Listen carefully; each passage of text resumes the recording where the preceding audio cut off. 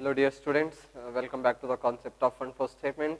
So in the previous class we had completed the second step, funds from operation, and we had discussed how the 5 marks problem can be solved with very easy steps. Okay, then we shall move for the third step. The third one, preparation of funds flow statement. Funds flow statement. There are two methods through which you can prepare fund flow statement, either horizontal or vertical. ಬೇಕಾದ್ರೆ horizontal ಆಗಿ ಒಂದು account ತರ prepare ಮಾಡಬಹುದು, ಈ ಕಡೆ sources amount application amount ತರ. ನೀವು ಬೇಕಾದ್ರೆ ವರ್ಟಿಕಲ್ ಆದ್ರೂ ಪ್ರಿಪೇರ್ ಮಾಡಬಹುದು, sources total of sources, applications total of applications, ಈ ತರ ವರ್ಟಿಕಲ್ ಆಗಿ ನೀವು ಪ್ರಿಪೇರ್ ಮಾಡಬಹುದು. ಬಟ್ ನಾವು ಅಕೌಂಟ್ ತರ ಪ್ರಿಪೇರ್ ಮಾಡೋಣ, ಫಂಡ್ ಫ್ಲೋ ಸ್ಟೇಟ್ಮೆಂಟ್. ನಿಮ್ಗೆ ಏನಾದ್ರು 2 ಮಾರ್ಕ್ಸ್ ಕೇಳಿದ್ರೆ ಸಿಂಪಲ್ ಆಗಿ ಬರೀರಿ, the statement which shows inflow and outflow of the fund in an organization. Simple agi ishte. Okay, then we have here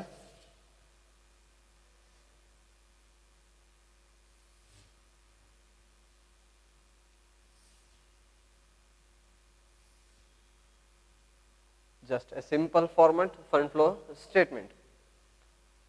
Okay, there are two headings.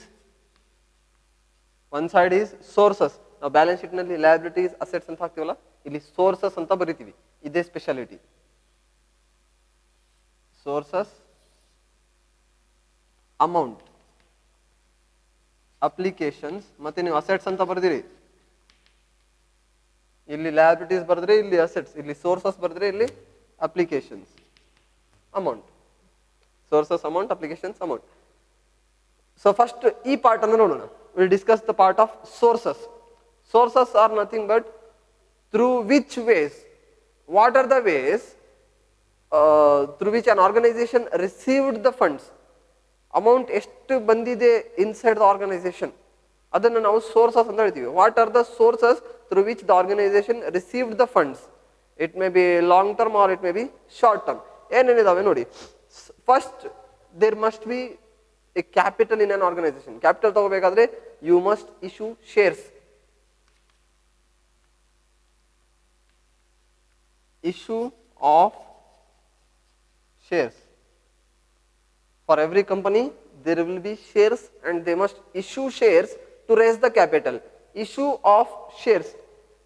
Shares issue ಮಾಡಿದ್ದೀನಿ, I have given the share certificates and I have received the money. It may be 100 rupee per share, it may be 200 rupee per share, or it may be 50 rupees per share. One share ಗೆ ಎಷ್ಟೇ value ಇರಲಿ, market value, ಆ shares issue ಮಾಡಿದೀನಿ. Thousands of shares will be issued and amount will be received by the organization. Issue of shares. The company is issuing share certificates and receiving the funds in an organization. This is the long term capital and long term liability ಇದೆ. Then share certificates ಕೂಡ ಕೊಡ್ತಾರೆ. There are chances a company can issue of debentures. Shares ಒಳಗಡೆ equity shares ಕೂಡ ಬಂದಿದೆ, preference share ಕೂಡ ಬಂದಿದೆ. ಮತ್ತೆ ನೀವು ಕೆಳಗಡೆ ಸರ್ ಪ್ರಿಫರೆನ್ಸ್ ಬಿಟ್ಟಿರಲ್ಲ ಅಂತ ಹೇಳಿರಿ, ಜಸ್ಟ್ ಅಂತ ಶೇರ್ಸ್ ಅಂತ ಅಷ್ಟೇ ಬರ್ತೀನಿ ನಾನು. Issue of equity shares, issue of preference shares, both are sources of funds. Then issue of debentures. Shares ಕೊಟ್ರೆ, if I issue the shares I will pay the dividend. If I issue debenture certificates, I have to pay interest. Annual interest 8%, 12%, 10% ಅಂತ fix ಮಾಡಿರ್ತಾರೆ. Okay, issue of debentures. ನೀವು ಬೇಕಾದ್ರೆ AAA, BBB ಅಥವಾ ಏನಾದರೂ ಒಂದು ಹಾಕೊಳ್ಳಿ, ನಿಮ್ ಇಷ್ಟ ಬಂದಂಗೆ. YY ಅಂತ ಹಾಕಿರಿ, ಮತ್ತೆ ಇದೇ ಯಾಕೆ ಹಾಕಿರಿ ಅಂತ ಕೇಳಿ ನೀವು. Issue of debentures. Then there is another source, long term borrowings. Long term borrowings, bank ಕಡೆ ಹೋಗ್ತೀರಿ, ನಮ್ಮ ಟರ್ನ್ ಓವರ್ ಇಷ್ಟಿದೆ, ಕಂಪನಿ ಇಷ್ಟಿದೆ, ಮೆಂಬರ್ಸ್ ಇಷ್ಟಿದ್ದಾರೆ, ಎಲ್ಲ ನಿಮ್ಮ ಫೈಲ್ ಡೀಟೇಲ್ಸ್ ಎಲ್ಲ ಪ್ರೊವೈಡ್ ಮಾಡ್ತೀರಿ. ದೆನ್ ಅವ್ರು ಏನು ಹೇಳ್ತಾರೆ, ನಿಮ್ಮ ಟರ್ನ್ ಓವರ್ ಎಷ್ಟಿದ್ರೆ up to this amount I can, the bank can provide you loan. Long term borrowings are nothing but loans taken from outside. ನೀವು ಬ್ಯಾಂಕ್ ಕಡೆ ಆದ್ರೂ ತಗೊಳ್ಳಿ, ಯಾವ್ದಾದ್ರು ಬೇರೆ ಕಂಪನಿಯಿಂದ ಆದ್ರೂ ತಗೊಳ್ಳಿ, ಅಥವಾ ಯಾರಾದ್ರೂ ಬೇರೆ ಪರ್ಸನ್ಸ್ ಕಡೆ ಆದ್ರೂ ತಗೊಳ್ಳಿ. Long term borrowings, the borrowings from outside the organisation, ಇದಕ್ಕೂ ಕೂಡ ನಾವೇನ್ ಮಾಡ್ತೀವಿ, ಇಂಟ್ರೆಸ್ಟ್ ಪೇ ಮಾಡ್ತೀವಿ, annual interest. Then sale of fixed assets, any fixed asset which is sold by the company. Asset sale ಆದ್ರೆ ಅಸೆಟ್ ಹೊರಗಡೆ ಹೋಗ್ತಾ ಇದೆ, ಬಟ್ ಒಳಗಡೆ I am receiving the fund. 10 rupees 20 rupees assets ಇರಲ್ಲ. Fixed assets are very having very far value. 10 lakh 15 lakh 20 lakh nearly 1 crore ಮೇಲೆ ಕೂಡ ಇರ್ತವೆ fixed assets. So ಅಂತ fixed assets, if I sell my fixed asset, I am receiving the fund. Sale of fixed asset is a source of fund. Then I have non-trading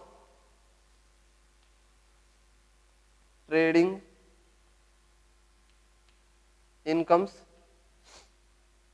Non-trading incomes. Then I have funds from operations. If in an organization non trading incomes ಏನಾದರೂ ಕೊಟ್ಟಿದ್ರು adjustments ಅಲ್ಲಿ ಅಂದ್ರೆ ಇಲ್ಲೇ ಬರುತ್ತೆ. Then funds from operation, ನಾವು second step ಅಲ್ಲಿ ಏನ್ prepare ಮಾಡಿದ್ವಿ ಫಂಡ್ಸ್ ಫ್ರಮ್ ಆಪರೇಷನ್ ಅಂತ ಬಂದಿತ್ತಲ್ಲ, ಅದನ್ನು ನಾವು sources, the funds received from the operations, operational activities ಮಾಡಿ ಫಂಡ್ ನಮಗೆ ಜನರೇಟ್ ಆದ್ರೆ ಸೋರ್ಸಸ್. ಪಾಸಿಟಿವ್ ವ್ಯಾಲ್ಯೂ ಇದೆ, ಬೆನಿಫಿಟ್ ಇದೆ ಅಂದ್ರೆ ಸೋರ್ಸಸ್ ನಲ್ಲಿ. Okay, if it is in negative value application ಆಗುತ್ತೆ. ಈಗ ನೋಡಿ, ಇದು ಮಾತ್ರ there are 6 elements which I have mentioned. ಇದನ್ನ ನಾವು ಅಪೋಸಿಟ್ ಮಾಡಿದ್ರೆ ಅಪ್ಲಿಕೇಶನ್ ಆಗುತ್ತೆ. ಹೇಗೆ ಗೊತ್ತಾ? Redemption of shares, redemption of, ಸರಿಗೆ ಸ್ಪೆಲ್ಲಿಂಗ್ ಬರ್ತಾ ಇಲ್ಲ ಅಂತ ಹೇಳಿದ್ರೆ ಮತ್ತೆ ನೀವು, redemption of equity shares, preference shares, ಯಾವುದಾದ್ರೂ ಬರೀರಿ. Preference shares, the shares which have been redeemed, ಅಂದ್ರೆ ಶೇರ್ ಸರ್ಟಿಫಿಕೇಟ್ ಕೊಟ್ರೆ ಅಮೌಂಟ್ ಒಳಗಡೆ ಬರುತ್ತೆ. ಇಶ್ಯೂ ಆಫ್ ಶೇರ್ಸ್, ಆ ಶೇರ್ಸ್ ಕೊಟ್ಟಿರುವಂತ ಶೇರ್ಸ್ ಅನ್ನ if I receive back, if I redeem those shares, share certificates ವಾಪಸ್ ತಗೋಬೇಕಾದ್ರೆ what I have to do, I have to repay the amount, I have to pay the value of those shares. ಅವ್ರ ಕಡೆಯಿಂದ share certificates ವಾಪಸ್ ತಗೋಬೇಕಾದ್ರೆ I have to pay them. ಆ payment ಮಾಡಿದ ಮೇಲೆ ಮಾತ್ರ ನಮಗೆ ಪ್ರಿಫರೆನ್ಸ್ ಶೇರ್ಸ್, ಇಕ್ವಿಟಿ ಶೇರ್ಸ್ ವಾಪಸ್ ಬರ್ತವೆ. ಶೇರ್ಸ್ ಇಶ್ಯೂ ಮಾಡಿದ್ರೆ ಸೋರ್ಸ್, ಶೇರ್ಸ್ ರಿಡೀಮ್ ಆದ್ರೆ, ರಿಡೆಂಪ್ಷನ್ ಆದ್ರೆ applications. Then redemption of debenture issue ಆಯ್ತು, ಸೋರ್ಸ್. ಅದೇ debenture, redemption of debentures.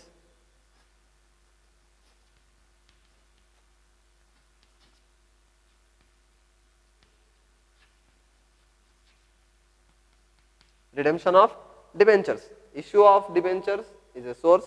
Redemption of debentures, debenture certificates ವಾಪಸ್ ತಗೋಬೇಕಲ್ಲ, I have to pay them.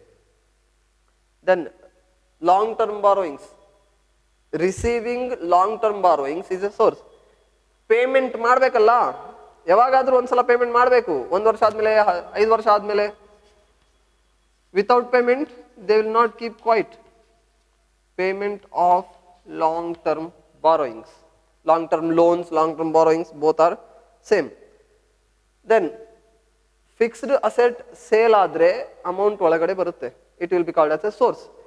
ಅದೇ fixed assets, ಹೊಸ ಫಿಕ್ಸ್ಡ್ ಅಸೆಟ್ಸ್ ಪರ್ಚೇಸ್ ಮಾಡಿದ್ರೆ, it may be first hand, it may be second hand. Purchase of fixed assets, it may be furniture, machinery, plant, ಏನಾದ್ರೂ ಇಲ್ಲಿ. Purchase of fixed assets ನೋಡಿ, it is just like A balance sheet. ಅಲ್ಲಿ ಕೂಡ fixed assets, ಇಲ್ಲಿ ಕೂಡ fixed assets, ಅಲ್ಲಿ ಕೂಡ long term liabilities, ಇಲ್ಲಿ ಕೂಡ ಲಾಂಗ್ ಟರ್ಮ್ ಲಯಬಿಲಿಟೀಸ್, ಎಲ್ಲ ಸೇಮ್ ಇದಾವೆ. ಜಸ್ಟ್ ಫಂಡ್ ಒಳಗಡೆ ಯಾವ ಬರ್ತಾ ಇದೆ, ಹೊರಗಡೆ ಎಷ್ಟು ಹೋಗ್ತಾ ಇದೆ, ಅದನ್ನು ನೋಡ್ತಾ ಇದೀವಿ ನಾವು. Purchase of fixed assets. Or ಕೆಲವೊಮ್ಮೆ ಏನ್ ಕೊಡ್ತಾನೆ, purchase of long term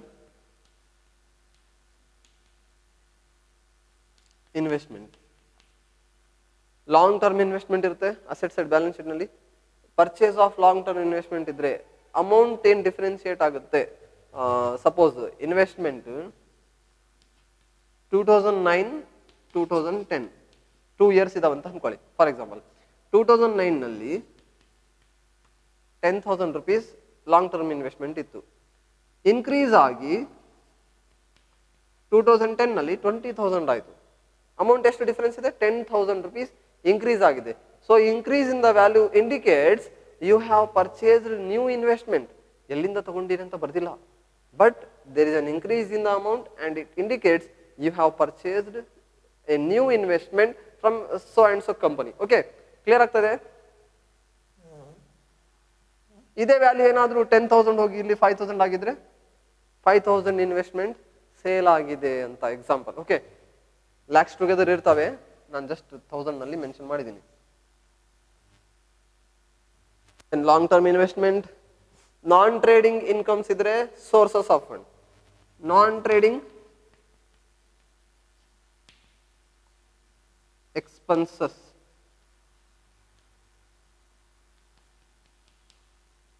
non trading expenses. For example interim dividend ಅಂತ ಇರುತ್ತೆ, ಡಿವಿಡೆಂಡ್ ಪೇಡ್ ಅಂತ ಇರುತ್ತೆ. Okay, non trading expenses.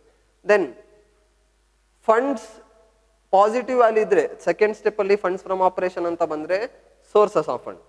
ಅದೇ ಫಂಡ್ಸ್ ಏನಾದರೂ ನೆಗೆಟಿವ್ ವ್ಯಾಲ್ಯೂ ಬಂತು, non trading expenses incomes less ಮಾಡಿದ ಮೇಲೆ ನನಗೆ ನೆಗೆಟಿವ್ ವ್ಯಾಲ್ಯೂ ಬಂತು, ಮೈನಸ್ ನಲ್ಲಿ ಬಂತು ವ್ಯಾಲ್ಯೂ, ಅವಾಗ ಏನಾಗುತ್ತೆ? It is called as funds lost in operations.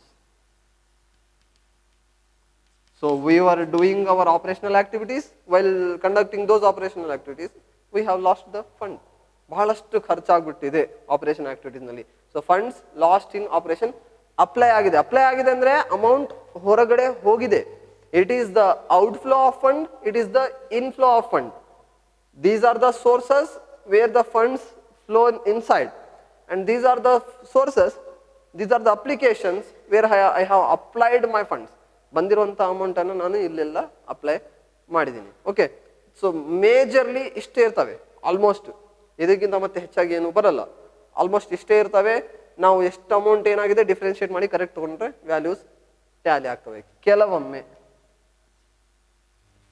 Difference ಬಂದ್ರೆ ಏನ್ ಮಾಡಬೇಕು? ಡಿಫರೆನ್ಸ್ ಅಂದ್ರೆ ಇಫ್ ನೋಡಿ, ಬಹಳಷ್ಟು ಸಲ ಏನ್ ಮಾಡ್ತಾರೆ, ಸಿಂಪಲ್ ಆಗಿ ಕನ್ಫ್ಯೂಷನ್ ಮಾಡ್ಲಿಕ್ಕೆ ಏನಾದ್ರು ಮಾಡಬಾರ್ದಂತ, ಫಂಡ್ಸ್ ಏನಾದರೂ ಡಿಕ್ರೀಸ್ ಆದ್ರೆ, ಡಿಕ್ರೀಸ್ ಇನ್ ವರ್ಕಿಂಗ್ ಕ್ಯಾಪಿಟಲ್, ಯಾವ್ದ್ರಲ್ಲಿ? Working capital statement showing schedule of changes in working capital ಅಂತ ಹಾಕ್ಸಿದೆ ಫಸ್ಟ್ ಸ್ಟೆಪ್ ಅಲ್ಲಿ. ಫಸ್ಟ್ ಸ್ಟೆಪ್ ಅಲ್ಲಿ ನಮಗೆ ಬಂದಿತ್ತು increase in working capital R decrease in working capital, ಯಾವ್ದಾದ್ರು ಬಂತು. If increase in working capital, working capital ನಲ್ಲಿ increase ಆದ್ರೆ fund apply ಆಗಿದೆ ಅಂತ ಅರ್ಥ. ಓಕೆ, ಈಗ ನೀವು ಟೋಟಲ್ ಮಾಡ್ತೀರಿ, ಟೋಟಲ್ ಮಾಡ್ತೀರಿ, ಈ ಸೈಡ್ ವ್ಯಾಲ್ಯೂ ಜಾಸ್ತಿ ಬರುತ್ತೆ. ಸಪೋಸ್ 50,000 ಇಲ್ಲಿ ಜಾಸ್ತಿ ಬಂದಿದೆ ಅಂತ ಹೇಳಿ, ಇಲ್ಲಿ 50,000 ಡಿಫರೆನ್ಸ್ ಬರ್ತಾ ಇದೆ. 50,000 ಇಲ್ಲಿ ಡಿಫರೆನ್ಸ್ ಬಂದ್ರೆ ಆ 50,000 ಎಲ್ಲಿ ಖರ್ಚಾಗಿದೆ? ಡಿಕ್ರೀಸ್ ಇನ್ ವರ್ಕಿಂಗ್ ಕ್ಯಾಪಿಟಲ್, ಈ ತರ ಆದ್ರೂ ಹೇಳ್ಬೋದು ನೀವು. ಸಾರಿ, ಡಿಕ್ರೀಸ್ ಆಗಲ್ಲ, ನಾವು ಖರ್ಚು ಮಾಡಿವಲ್ಲ working capital. So there is an increase in working capital. So in this part the fund has been applied. Working capital ನಲ್ಲಿ increase ಆಗಿದೆ, ಅದಕ್ಕೆ ನಾವು ಅಪ್ಲಿಕೇಶನ್ ಅಂತ ಹೇಳ್ತೀವಿ. ಅದೇ ಏನಾದರೂ ಡಿಫರೆನ್ಸ್ ಅಮೌಂಟ್ ಇಲ್ಲಿ ಬಂದ್ರೆ, ಅಪ್ಲಿಕೇಶನ್ ಸೈಡ್ ಜಾಸ್ತಿ ಆಯಿತು 50,000 rupees, ಇಲ್ಲಿ ಡಿಫರೆನ್ಸ್ ಬಂದ್ರೆ ಡಿಕ್ರೀಸ್ ಅಂದ್ರೆ the amount which has to be used for working capital is decreased. Last year 20,000 use ಮಾಡಿದ್ದೆ, ಈ ಸಲ ಜಸ್ಟ್ 5,000 ಯೂಸ್ ಮಾಡಿದ್ದೀನಿ. ಅಂದ್ರೆ 15,000 ವರ್ಕಿಂಗ್ ಕ್ಯಾಪಿಟಲ್ ನಲ್ಲಿ ಡಿಕ್ರೀಸ್ ಆಗಿದೆ ಅಂದ್ರೆ it is a source of fund.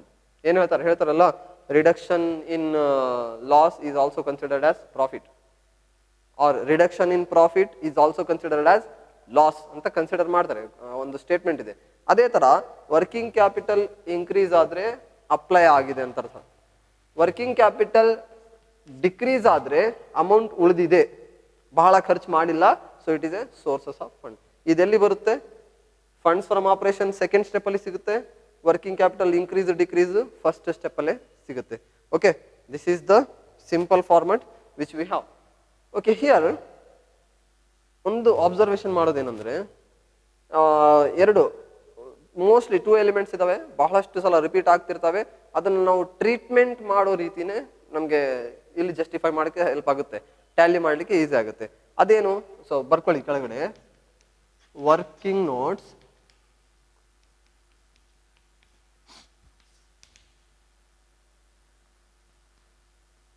First ಇದೆ ತಗೊಳ್ಳೋಣ, provision for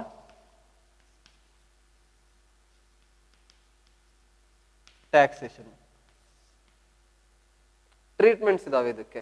provision for taxation, ಇದನ್ನ ಕರೆಂಟ್ ಲಯಬಿಲಿಟಿ ಅಂತಾನು ಹೇಳ್ತಾರೆ, ನಾನ್ ಕರೆಂಟ್ ಲಯಬಿಲಿಟಿ ಅಂತಾನು ಹೇಳ್ತಾರೆ, depends upon the situation. It is also considered as current liability. It is also considered as non-current liability. What we have to do? If it is considered as current liability, what will be the treatment? If it is considered as non-current liability, what will be the treatment? ಎರಡು ಸಲ amount ಬರುತ್ತಾ, ಒಂದೇ ಸಲ amount ಬರುತ್ತಾ, ಎಲ್ಲಿ add ಮಾಡಬೇಕು, ಎಲ್ಲಿ less ಮಾಡಬೇಕು, ಅದನ್ನ ನೋಡೋಣ. So provision for taxation, suppose ನೀವೇನಾದ್ರೂ ಕರೆಂಟ್ ಲಯಬಿಲಿಟಿ ಅಂತ ಕನ್ಸಿಡರ್ ಮಾಡಿದ್ರೆ,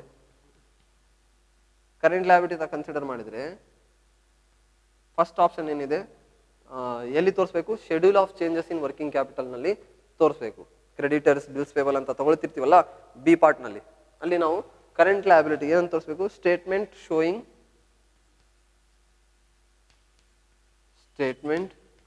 showing changes in working capital. ನೀವೇನಾದ್ರೂ ಕರೆಂಟ್ ಲಯಬಿಲಿಟಿ ಅಂತ ಕನ್ಸಿಡರ್ ಮಾಡಿದ್ರೆ ಫಸ್ಟ್ ಟ್ರೀಟ್ಮೆಂಟ್ ಎಲ್ಲಿ ಆಗುತ್ತೆ? Statement showing changes in working capital. ಈ ಸ್ಟೇಟ್ಮೆಂಟ್ ಅಲ್ಲಿ ಕರೆಂಟ್ ಲಯಬಿಲಿಟಿ ಅಂತ ಕನ್ಸಿಡರ್ ಮಾಡ್ತೀವಿ. If not, okay, if current liability ಅಂತಾನೆ ಕನ್ಸಿಡರ್ ಮಾಡಿರಿ, ನೋ ಫರ್ದರ್ ಅಡ್ಜಸ್ಟ್ಮೆಂಟ್ಸ್,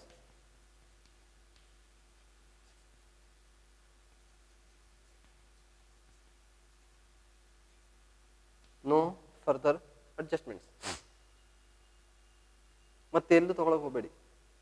ಇಲ್ಲಿ ಬಂತ ವರ್ಕಿಂಗ್ ಕ್ಯಾಪಿಟಲ್ ನೀವು ತೋರಿಸಿರಿ, ಅದೇ ಫೈನಲ್, ಮತ್ತೆ ಎಲ್ಲೂ ಅಡ್ಜಸ್ಟ್ಮೆಂಟ್ಸ್ ಆಗಲ್ಲ. ಓಕೆ, ಮತ್ತೆ ಫಂಡ್ಸ್ ಫ್ರಮ್ ಆಪರೇಷನ್ ನಲ್ಲಿ ಬರಲ್ಲ, ಅಪ್ಲಿಕೇಶನ್ ಸೈಡ್ ಅಲ್ಲಿ ತೋರಿಸಬಾರ್ದು, ಎಲ್ಲೂ ತಗೋಬಾರ್ದು. Okay, if it is considered as non current liability ಅಂತ ಕನ್ಸಿಡರ್ ಮಾಡಿದ್ರೆ ಏನ್ ಮಾಡಬೇಕು? You have to open an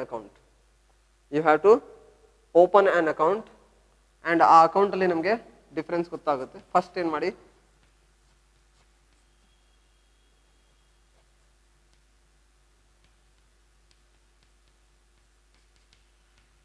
non operating expenses ಅಂತ ಕನ್ಸಿಡರ್ ಮಾಡಬೇಕು. ಯಾವುದು? ಫಂಡ್ಸ್ ಫ್ರಮ್ ಆಪರೇಷನ್ ನಲ್ಲಿ ಇರುತ್ತೆ.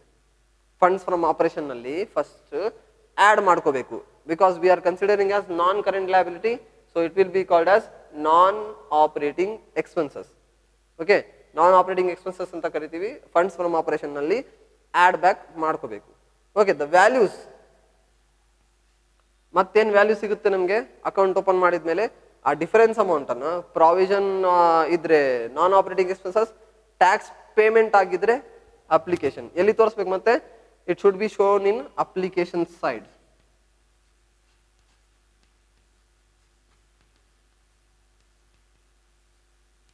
ಅಪ್ಲಿಕೇಶನ್ ಸೈಡ್, ಈ ಸೈಡ್ ತೋರಿಸ್ಬೇಕು. ಫಂಡ್ ಫ್ಲೋ ಸ್ಟೇಟ್ಮೆಂಟ್ ಲಾಸ್ಟ್ಗೆ ಎರಡು ಟ್ರೀಟ್ಮೆಂಟ್ ಬರ್ತವೆ.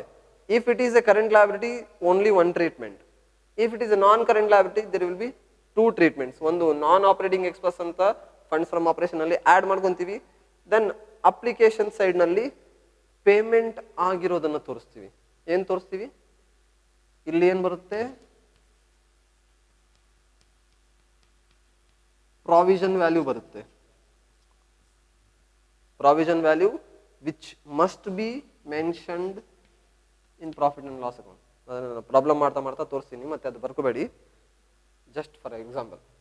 Okay, provision value P and L account ಅಲ್ಲಿ ತೋರಿಸೋ ತರ ಫಂಡ್ಸ್ ಫ್ರಮ್ ಆಪರೇಷನ್ ಅಲ್ಲಿ ಆಡ್ ಮಾಡ್ಕೊಂತೀವಿ. ಅಪ್ಲಿಕೇಶನ್ ಸೈಡ್ ನಲ್ಲಿ ಯಾವ್ದು ಬರುತ್ತೆ, ಪೇಮೆಂಟ್ ಆಗಿರುತ್ತೆ, tax payment by cash tax paid ಅಂತ ತೋರಿಸ್ತೀವಿ. ಆ ಅಮೌಂಟ್ ಅನ್ನ ಅಪ್ಲಿಕೇಶನ್ ಸೈಡಲ್ಲಿ ಅಕೌಂಟ್ ಓಪನ್ ಮಾಡಿ ತೋರಿಸ್ತೀನಿ ನಿಮಗೆ ಯಾವ ತರ ಬರುತ್ತೆ ಅಂತ. ಓಕೆ ನೋಡಿ, ಅಕೌಂಟ್ ಓಪನ್ ಮಾಡಿದ್ರೆ provision for tax,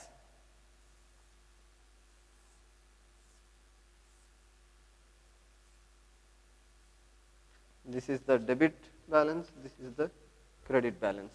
Okay, always liabilities ನನ್ನ ನಾವು ಬ್ಯಾಲೆನ್ಸ್ ಸ್ಟಾರ್ಟ್ ಮಾಡ್ತಾ ಇದ್ದರೆ ಓಪನಿಂಗ್ ಬ್ಯಾಲೆನ್ಸ್ ಅಲ್ಲಿ ಬರುತ್ತೆ, it will be credit side. By balance brought down, opening balance ಅವರೇ ಬ್ಯಾಲೆನ್ಸ್ ಶೀಟ್ ಕೊಟ್ಟಿರ್ತಾರೆ, ಅದರಲ್ಲೇ ಇರುತ್ತೆ, ಎಷ್ಟಂತ ಕೇಳಬೇಡಿ. ಮತ್ತೆ ಡೈರೆಕ್ಟ್ ಇಲ್ಲಿ to balance carry down, by balance brought down, to balance carry down. ಅವ್ರೇನಾದ್ರು ಅಡ್ಜಸ್ಟ್ಮೆಂಟ್ ಅಲ್ಲಿ ಹೇಳಿದ್ರು tax paid during the year ಅಂದ್ರೆ ಇಲ್ಲಿ ಬರುತ್ತೆ ಟು ಕ್ಯಾಶ್, ನೀವು ಕ್ಯಾಶ್ ಆದ್ರೂ ಬರೀರಿ, ಬ್ಯಾಂಕ್ ಆದ್ರೂ ಬರೀರಿ, ಎರಡು ಒಂದೇ.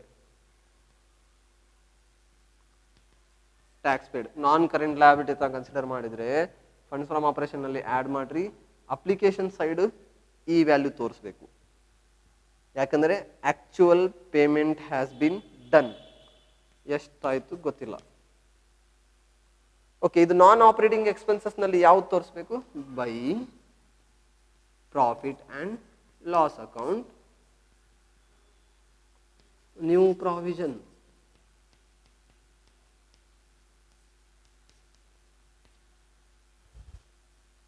ಇದನ್ನ ಟೋಟಲ್ ಮಾಡಿದ್ಮೇಲೆ ಈ ಕಡೆ ಡಿಫರೆನ್ಸ್ ಬಂದ್ರೆ ನ್ಯೂ ಪ್ರಾವಿಷನ್, ಈ ಕಡೆ ಡಿಫರೆನ್ಸ್ ಬಂದ್ರೆ tax payment. Depends upon the problem, ಅವ್ರು ಏನು ಅಮೌಂಟ್ ಕೊಟ್ಟಿದ್ದಾರೆ ಆ ಬೇಸಿಸ್ ಮೇಲೆ ಡಿಪೆಂಡ್ ಆಗುತ್ತೆ. ಯಾವುದನ್ನು ಬರುತ್ತೆ ನಮಗೆ ಬ್ಯಾಲೆನ್ಸಿಂಗ್ ಫಿಗರ್ ಅಂತ. ಅಪ್ಲಿಕೇಶನ್ ಸೈಡ್ ಟ್ಯಾಕ್ಸ್ ಪೇಮೆಂಟ್ ತೋರಿಸಬೇಕು, the debit value will be application side. Provision, new provision ಏನ್ ಮಾಡಿರಿ, ನಾನ್ ಆಪರೇಟಿಂಗ್ ಎಕ್ಸ್ಪೆನ್ಸಸ್. ಇಷ್ಟೇ ನೋಡಿ, ಕ್ಲಿಯರ್ ಆಯ್ತಾ? ನೆಕ್ಸ್ಟ್ ನೋಡಿ, I just erase this part.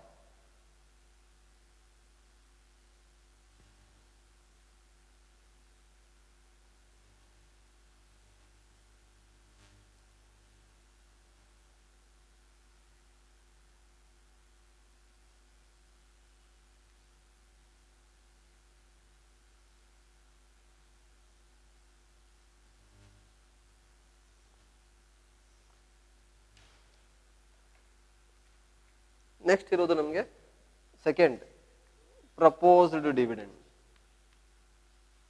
ಇದು ಕೂಡ ಸ್ವಲ್ಪ ಟ್ರೀಟ್ಮೆಂಟ್ ಚೇಂಜ್ ಮಾಡಬೇಕಾಗುತ್ತೆ. Depend upon what you consider. There are two options, either you can consider as a current liability or you can consider it as a non-current liability. If it is treated as current liability, it will be shown in statement showing changes in working capital.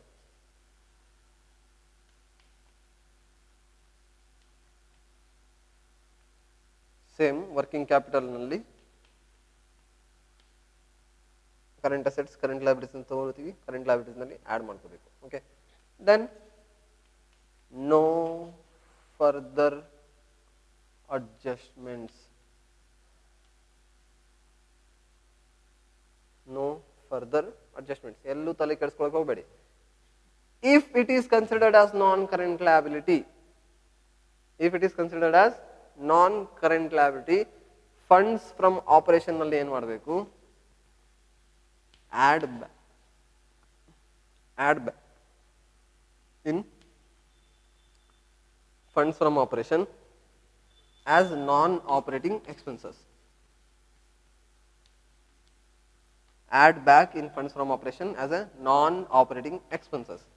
ಈಗ ನಾನ್ operating expenses consider ಮಾಡಬೇಕಾದ್ರೆ ಇದಕ್ಕೆ separate account open ಮಾಡೋದು ಬೇಕಾಗಿಲ್ಲ. 2011, 2012, 5,000 rupees, 10,000 rupees. ಈ ತರ propose dividend balance sheet ನಲ್ಲಿ ಕೊಟ್ಟಿರ್ತಾರೆ ನಿಮಗೆ.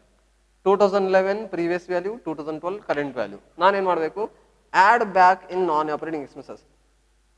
ಈ 2012 ವ್ಯಾಲ್ಯೂ ಏನಿದೆ, ಹೊಸದಾಗಿ ಪ್ರಪೋಸಲ್ ಮಾಡಿವಿ ನಾವು ಅಂತ ಹೇಳ್ತೀವಿ. ನಾನ್ ಆಪರೇಟಿಂಗ್ ಎಕ್ಸ್ಪೆನ್ಸಸ್ ನಲ್ಲಿ ಆಡ್ ಮಾಡಬೇಕು. Okay, this should be add back to the non operating expenses. ಇದೇನಾಗಿದೆ, the old dividend, the old proposed dividend has been paid, payment ಆಗಿದೆ ಅಂತ ಕನ್ಸಿಡರ್ ಮಾಡಬೇಕು. ಎಲ್ಲಿ ತೋರಿಸ್ಬೇಕು ನಾವು? ಅಪ್ಲಿಕೇಶನ್ ಸೈಡ್ ತೋರಿಸ್ಬೇಕು. ಅರ್ಥ ಆಗ್ತಾ ಇದೆ? ಯಾವ ಅಮೌಂಟ್ ಅನ್ನ? Previous value has been, previous year proposed dividend has bin paid. Paid ಆಗಿದೆ ಅಂದ್ರೆ the actual fund has been ಫ್ಲೋನ್ outside. Actual fund payment ಆಗಿದೆ, ಅದಕ್ಕೆ ಅಪ್ಲಿಕೇಶನ್ ಸೈಡ್ ತೋರಿಸ್ತಾ ಇದ್ದೀನಿ. ಔಟ್ಫ್ಲೋ ಆಗಿದೆ, ಅದಕ್ಕೆ ಹೊಸದಾಗಿ ನ್ಯೂ ಪ್ರಾವಿಷನ್ ಮಾಡಬೇಕಾಯ್ತು, ನ್ಯೂ ಪ್ರಪೋಸಲ್ ಮಾಡಬೇಕಾಯ್ತು. New proposal 2000 current year proposed dividend is non operating expenses. Previous year proposed dividend is to be shown in application style. ಇಷ್ಟೇ ನೋಡಿ, ಎರಡೇ ಟ್ರೀಟ್ಮೆಂಟ್, ಮತ್ತೆ ಏನಿಲ್ಲ. Okay, then another one, interim dividend. Interim dividend ಇದೆ, ಇದನ್ನ there are only two treatments. First you have to consider it as a non operating expenses. ಏನು ಮಾಡ್ತೀವಿ? add back to non operating expenses. ಇಲ್ಲಿ funds from operation ನಲ್ಲಿ non operating expenses ಅಂತ consider ಮಾಡ್ತೀವಿ, add back ಮಾಡ್ತೀವಿ. Adjustments ಅಲ್ಲಿ ಕೊಟ್ಟಿರ್ತಾರೆ interim dividend paid ಅಂತ. Then the another treatment will be, you have to show in application side. Non trading expenses ಅಂತ ಬರ್ದಿದ್ದೆ ನೋಡಿ, ಆ ಕಡೆ ತೋರಿಸ್ಬೇಕು.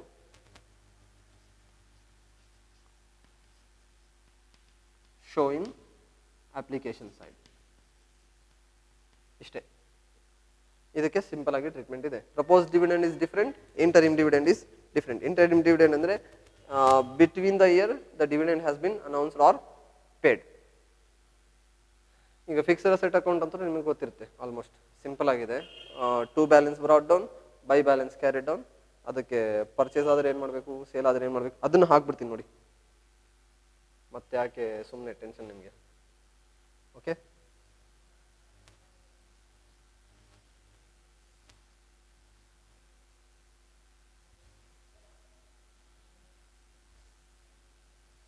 ಸೊ ಇಷ್ಟಕ್ಕೆ ನಾವು ಎಲ್ಲ ಫಾರ್ಮೆಟ್ ಎಕ್ಸಾಂಪಲ್ಸ್ ಇನ್ನು ಫಾರ್ಮೆಟ್ ಆದ್ಮೇಲೆ ನೆಕ್ಸ್ಟ್ ಎಕ್ಸಾಂಪಲ್ಸ್ ನೋಡೋಣ. Fixed asset account, it may be machinery account, it may be plant account, it may be furniture account, ಯಾವ್ದಾದ್ರೂ ಇರಲಿ.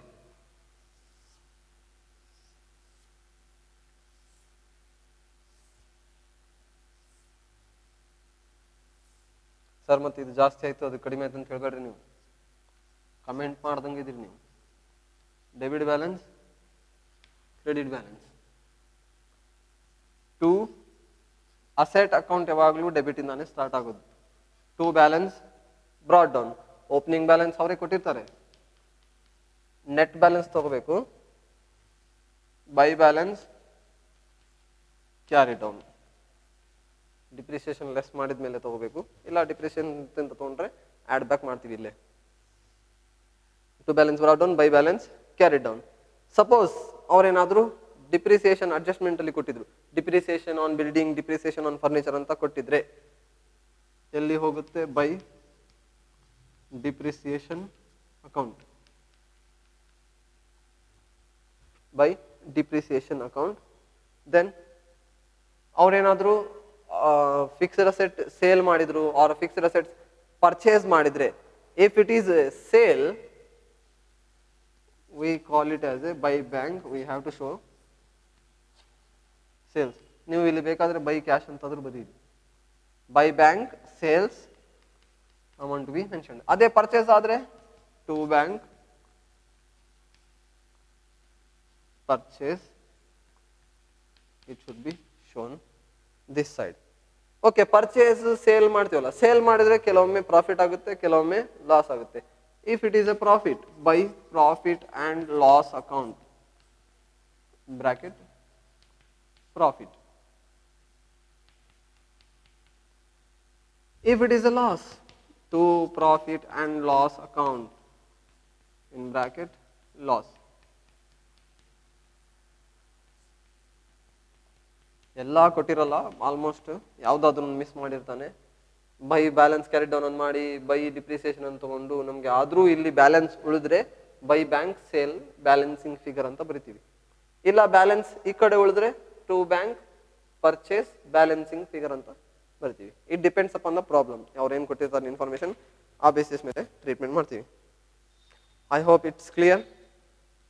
From tomorrow will see the example for the complete 15 marks solution. Okay. I hope it's all clear. ಏನಾದರೂ doubts ಇದ್ರೆ either you can comment or you can contact me. Thank you.